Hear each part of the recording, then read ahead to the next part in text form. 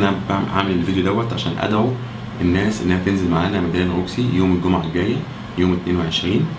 هنقف عشان خاطر المطالب اللي موجوده في الفيديو في اخر الفيديو دوت هتشوفها، وعشان هو اهمهم ان المجلس العسكري يكمل الفتره الانتقاليه، وان احنا عايزين الدستور بعد الانتخابات، او عايزين نحافظ على نتيجه الاستفتاء الشعبي اللي حصل.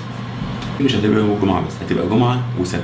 ليه سبت؟ لان يوم 23 ده يوم عيد الثوره، فاحنا عايزين ننزل نحتفل مع الجيش بيوم 23، وفي نفس الوقت مش عايزين ندي فرصه لاي حد ان هو ينزل في اليوم 23 اللي هو يوم عيد الثوره او يوم عيد الجيش ويعمل حاجه كده ولا كده تكون ضد المجلس العسكري او ضد الجيش. فبالتالي احنا متواجدين من يوم الجمعه لحد يوم السبت في ميدان روكسي، او متواجدين يوم الجمعه ويوم السبت في ميدان روكسي. بالعكس احنا هنعتبر يوم الجمعه دوت يوم الحشد ليوم السبت، يعني هنحاول ان احنا عاملين يعني وكأن يوم الجمعه ده معمول عشان خاطر نحشد عدد اكبر ليوم السبت، ان ده من وجهه نظرنا هو اليوم الاهم اللي نقدر نقف فيه جنب الجيش وجنب المجلس العسكري. ازيكم، اخباركم ايه؟ ان شاء الله هنكون موجودين يوم 23 بندعم المجلس العسكري زي ما نزلنا يوم الجمعه اللي فاتت. عايزين نكون موجودين ان شاء الله يوم 23. واستشعارا من القوات المسلحه بالمسؤوليه التاريخيه وانطلاقا من دورها الوطني، فانها تدعو المواطنين الشرفاء للوقوف ضد كل المظاهر التي تعيق عوده الحياه الطبيعيه لابناء شعبنا العظيم، والتصدي للشائعات المضلله. ان القوات المسلحه مؤيده بثقه الشعب وانطلاقا من ثوابتها الوطنيه تؤكد انها لن تسمح بالقفز على السلطه او تجاوز الشرعيه لاي من كان، وسيتم اتخاذ ما يلزم من اجراءات لمجابهه التهديدات التي تحيط بالوطن وتؤثر على المواطنين والامن القومي من اي عبث يراد بها، وذلك كله في اطار من الشرعيه الدستوريه والقانونيه.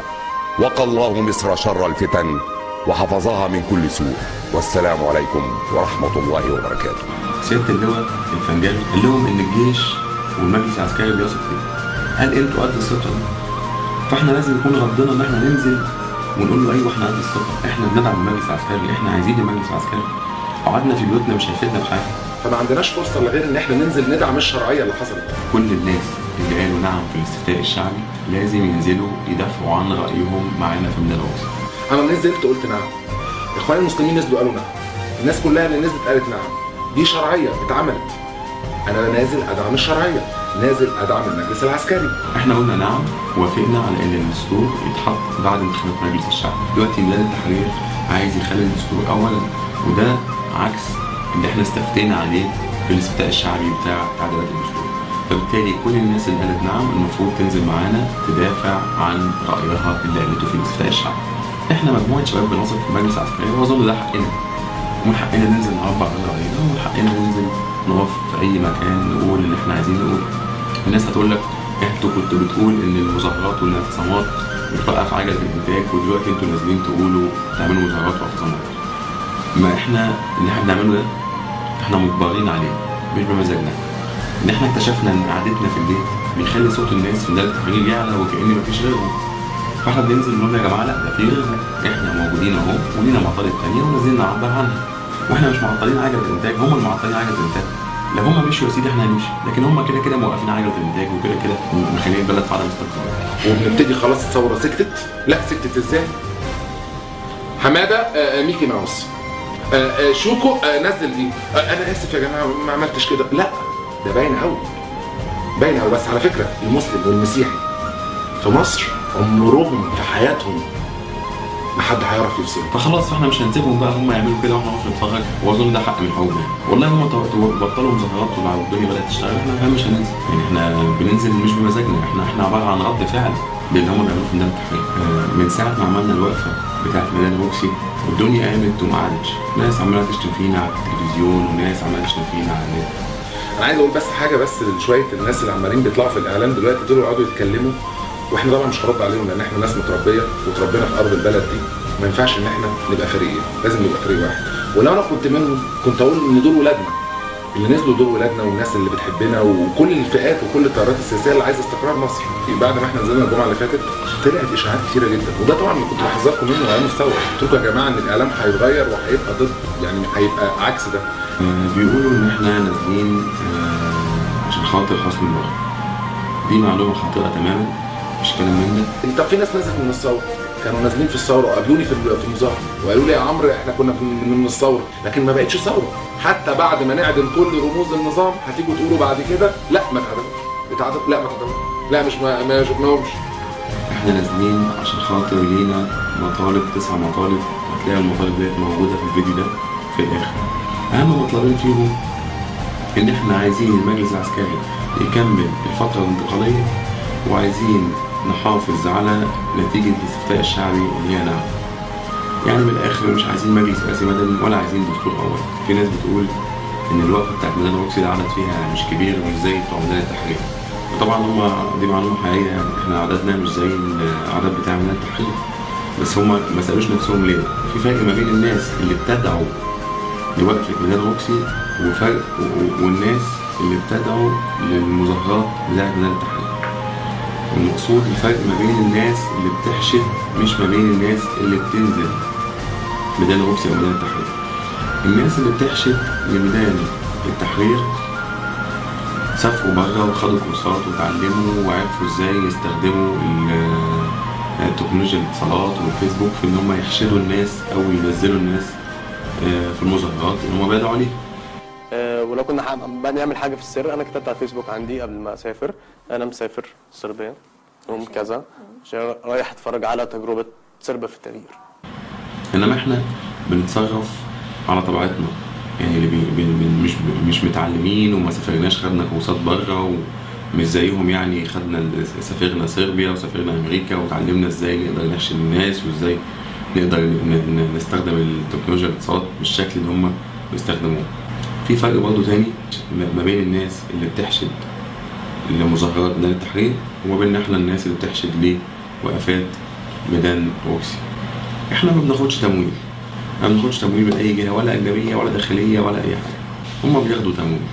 حضرتك بس انت قلت كتير. انت سالتني سؤال. لا انت قلت لي مش لازم اديهم، خلاص هي دي الاجابه، يعني معكش فلوس تدفع.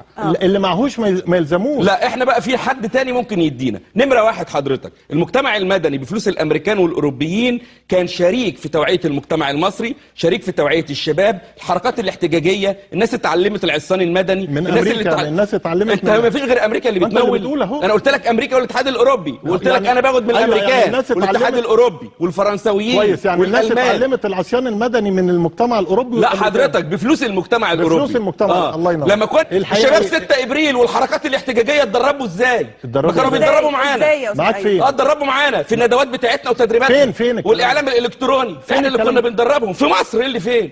يعني بفلوس امريكا التمويلات. انت موافق على الكلام ده يعني؟ موافق. مش موافق ليه؟ هو انا عملت بيها ايه؟ قلت ان 6 ابريل كنت بتدربها بتمويل امريكي، وقلت حاجه ثانيه ما اعرفش. و6 ابريل بتاخد تمويل امريكي على الهوا. انا بقول لك اهو، حركة 6 ابريل الانشقاق اللي حصل بينهم لما انشقوا مع بعض، ناس قالت عايزه تمويل والمقر بتاعهم موجود في المهندسين، وناس قالت مش عايزه تمويل. اما هم بالنسبه لهم فهم عندهم تمويل اجنبي وتمويل من الاتحاد الاوروبي وتمويل من امريكا وتمويل من صربيا، وده باعترافاتهم، يعني مش بنتبنى عليهم. فبالتالي هم عندهم الموضوع اسهل شويه، يقدروا يستخدموا الفلوس في ان هم يسهلوا على نفسهم حاجات كتيره جدا. هو ده الفرق ما بيننا وما بينهم، وعشان كده احنا مطمنين، لان احنا اللي بيحركنا دافع حبنا لمصر او دافع حبنا لبلدنا وخوفنا عليها. لكن هناك 6 ابريل والحركات اللي بتحشد لميدان التحرير اللي بيحركهم الفلوس او التمويلات اللي جالهم من بره، والتمويلات دي هيجي لها يوم وهتبطل تجي لهم. لكن حبنا لمصر وحبنا لبلدنا عمره ما هيروح، هيفضل موجود معانا على طول. وانا هفترض حسن النيه في الناس اللي طلعوا في التلفزيون وشتموا فينا، او في الناس اللي بتشتم فينا على الانترنت، هفترض فيهم حسن النيه ان هم مش عارفين احنا بنقول ايه. فعشان كده هنحط المطالب بتاعتنا، مطالبنا واضحه وصريحه، مالهاش اي علاقه بحسني مبارك، عشان عارف بس الناس تقول لك انتوا ثوره مضاده، انتوا فلول، انتوا تبع حسني مبارك. طبعا مفيش اي كلام من ده، وده واضح جدا في مطالبنا، واللي مش شايف كده يبقى مش عايز يشوف او ما حاولش يشوف. مش عايزين نتكلم عن تاني بعد كده عن حاجه ربنا سبحانه وتعالى كانت حكم من احكام الله. المطالب اللي موجوده في الفيديو بتاعنا دهوت هي نفس المطالب اللي هتكون موجوده على شكل يفط وعلى هو هتتكلم فيها في المنصه في ميدان روكسي. ولا هنزود مطلب ولا هنقلل مطلب. واللي يا جماعه اللي مش مصدقنا او مش واثق فينا ينزل الروكسي، مش لازم بقى يقف معانا عشان ما يقولش بس احنا بنضحك عليه عشان نزود العدد، لا ينزل يبص من بعيد يشوفنا احنا بنقول ايه، يشوف احنا بنعمل ايه. لو الراجل مقتنع بكلامنا يتفضل يخش معانا، لو مش مقتنع خلاص.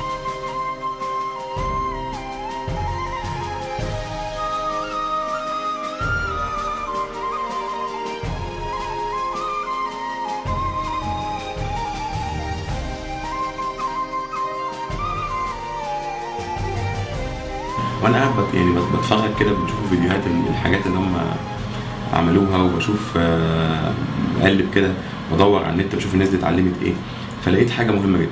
You want people to feel each other. You want people to be dressed in a similar clothes.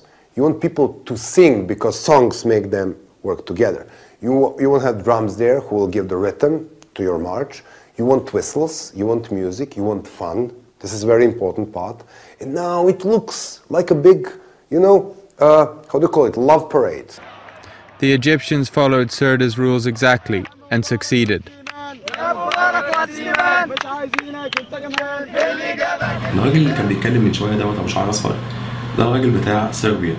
دي اول ثوره قامت عنده في صربيا، وهو بدا يعلم الناس على مستوى العالم يعني ازاي يعملوا ثورات. الراجل ده قال حاجه مهمه جدا دلوقتي، قال ان لازم في المكان اللي هنتظاهر فيه يكون فيه روح حلوه، يكون فيه فن، يكون فيه حاله لطيفه يعني عشان تخلي الناس تحب تبقى موجوده في المكان اللي هنتظاهر فيه. انا بدعو كل المؤلفين والملحنين والمطربين الموهوبين الجداد ان هم يكونوا معانا يوم 23. ندعم المجلس العسكري، يا ريت النهارده نعمل كرنفال يوم 23 نقول فيه كل اللي احنا عايزينه، نقول فيه كل الاغاني اللي احنا عايزين نقولها للجيش ونعبر بيها.